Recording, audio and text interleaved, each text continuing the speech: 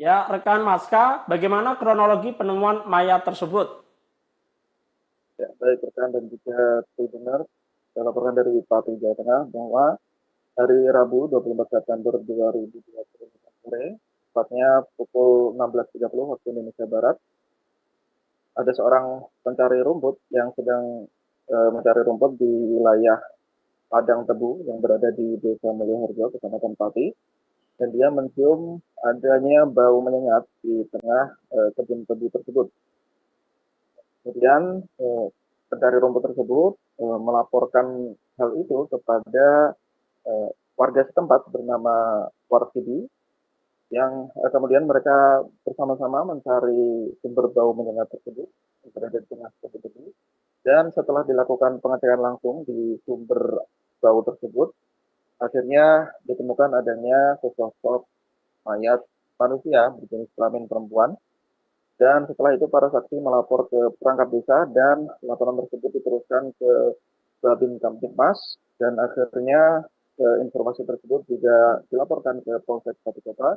Ya langsung terjun ke TKP untuk melakukan olah tempat kejadian perkara dan juga mengevakuasi jasad atau jenazah perempuan tersebut ke Rumah Sakit Umum Daerah Kulon Pati.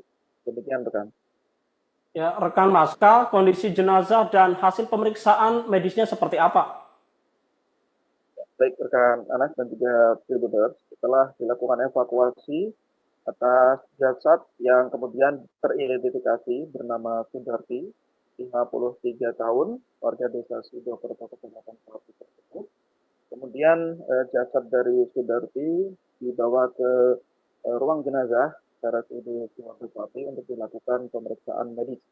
Dan hasil pemeriksaan luar yang dilakukan oleh dokter dari Puskesmas Pati 2 menyebutkan bahwa korban diperkirakan sudah meninggal dunia sekitar 1 pekan atau lebih sebelum jasadnya pada akhirnya ditemukan. Dan saat ditemukan kondisi tubuhnya sudah mengalami pembusukan, namun pihak medis memastikan bahwa tidak ditemukan adanya tanda-tanda kekerasan pada jasad tersebut. Dan juga pihak kepolisian juga memastikan tidak ada unsur pidana dalam peristiwa ini. Adapun diketahui bahwa korban atas nama Sudarti tersebut juga mengalami keterbelakangan mental dan juga tunawicara. Demikian rekan. Ya, rekan Maska, bagaimana respon dari pihak keluarga? Baik rekan Anas dan juga Tribuners, menurut keterangan Kapolsek Pati Kota, itu Heru Purnomo, karena dari pemeriksaan medis dan juga keterangan yang diminta kepolisian tidak ada unsur tindak pidana dalam peristiwa penemuan jenazah ini, maka pihak keluarga menerima atas hal ini sebagai musibah dan juga sudah membuat pernyataan resmi untuk tidak memproses hukum atas kasus ini dan juga pihak keluarga sudah menerima jenazah korban untuk langsung dimakamkan.